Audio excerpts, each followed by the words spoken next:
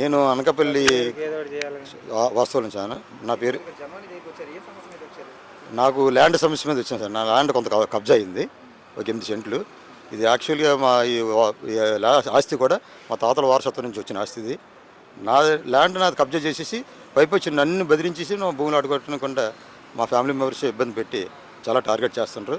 ఇదే విషయం కలెక్టర్ గారికి, ఎస్పీ గారికి ఎన్నిసార్లు కంప్లైంట్ ఇచ్చినా అస్సలు పట్టించుకోవటం లేదు. ఇదే విషయం మా సార్ దృష్టిలోని, అప్పుడు సీఎం గారి దృష్టిలో కూడా పెట్టాను సార్. ఇది పక్కాగా ఈసారి అయితే న్యాయం జరుగుతుందని ఆశ మీద నేను వచ్చాను. పైపొచ్చి నా ల్యాండ్ కబ్జా చేసేసింది కాకుండా నా భూమిలో నేను అడుగు పెడితే మొత్తం మా కుటుంబాన్ని అంతా చంపేసినా సరే మా ఫ్యామిలీ మొత్తం 8 మంది కూడా మా భూమి అడ్డుపోదామని ప్లాన్ చేస్తాను సార్. ఇంత దుర్మార్గంగా ఎవరో ఉండరు. నిజంగా మానవత ఉందో లేదో తెలియదు, కానీ నేను ఆల్రెడీ హ్యాండిక్యాప్ట్ అయిపోయి 7 సంవత్సరాలు అవుతుంది. వికలాంగుల పెన్షన్ కానీ రైతు భరోసా కానీ ₹1 రాలేదు. అయినా నేను ప్రభుత్వం సొమ్ముకు దేనికి ఆశించలేదు. కానీ నా సొమ్ము నా ద్వారా ఒక రాయించేసుకున్న ఆస్తి దౌర్జన్యంగా రాయించేసి ఫస్ట్ మా అమ్మ చేత మా పెద్దకి రాయించుకున్నది పోజిటివ్ డాక్యుమెంట్ చేత సంతకం చేయించుకుంది. మళ్ళీ మా చిన్నక్క నాకు ఇస్తానని డబ్బు ఇవ్వకుండా అనుకున్న దానికంటే భూ రాయించేసుకుంది.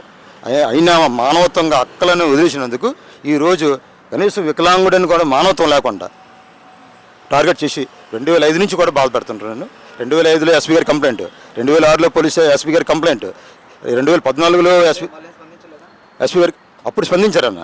ఇప్పుడు రీసెంట్గా 24లో ఇచ్చిన దానికి స్పందించలేదు. కలెక్టర్ గారికి స్పందించలేదు, ఎస్పీ గారికి స్పందించలేదు.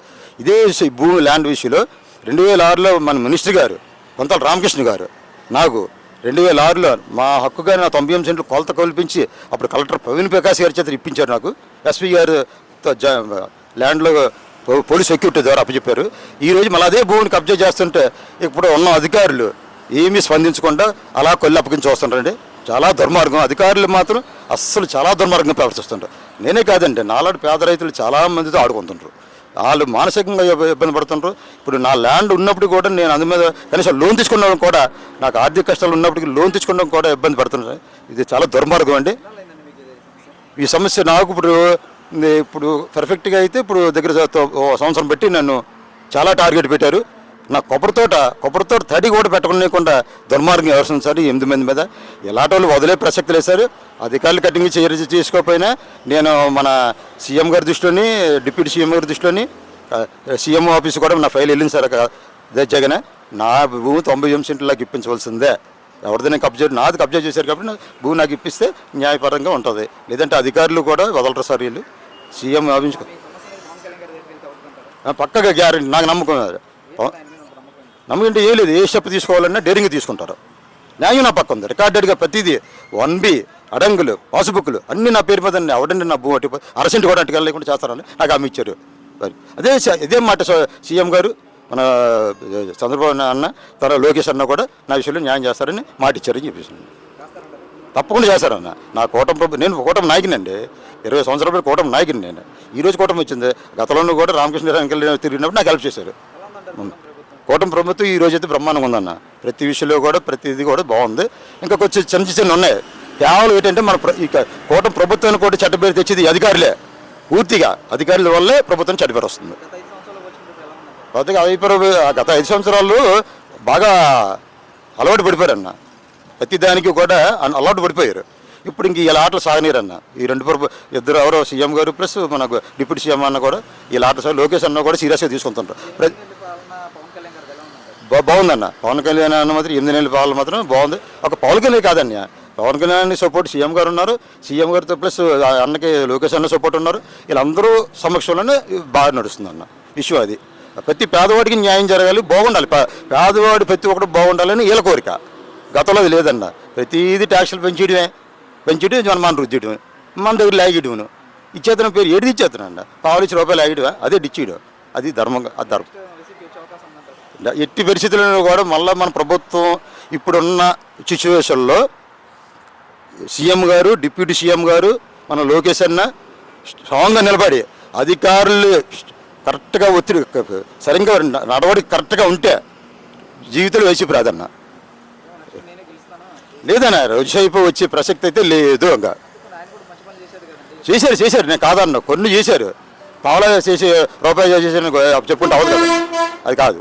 ఏదైనా సరే ఈ వీళ్ళు మెయిన్ అధికారులు కట్టడి చేయాలన్నా ఏదైనా ఇప్పుడు సంక్షేమ పథకాలు ఉన్నాయి కదా, సంక్షేమ ఇప్పుడు వచ్చరికి బాబు గారు సంక్షేమ కార్యక్రమం అది కూడా చెప్తున్నా. సంక్షేమ కార్యక్రమంలో కొన్ని ఆర్థిక ఇబ్బందులు అయితే ఉన్నాయి, ఆర్థిక కష్టాల వల్ల ఆర్థిక ఇబ్బందులు ఉన్నాయి.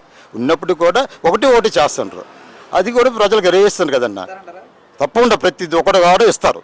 ఇది అనుకున్న కార్యక్రమం మొత్తం అన్ని సంక్షేమ కార్యక్రమం చేస్తే మాత్రం హ్యాపీగా వీళ్ళు దజ్జగా ప్రభుత్వం హ్యాపీగా నడిచిపోతుంది. కూటమి వచ్చే అవకాశం దజ్జగా కూడా ప్రభుత్వం అయితే గుండెమే చేసుకొని వచ్చేస్తుంది. ఒక మాటలో ఏం చెప్తారండి కూటమి? ఈ ప్రభుత్వానికి డోకా అయితే లేదన్న, నేను చెప్తున్నాను. అంటే మెయిన్ అధికారులు కట్టడి చేయాలి. ఇక్కడ అధికారుల నిర్లక్ష్యం వల్ల పేద రైతులు, ముసలి వాళ్ళు, రైతు మొత్తం అన్ని డిపార్ట్మెంట్లలో కూడా కట్టడి చేయాలి.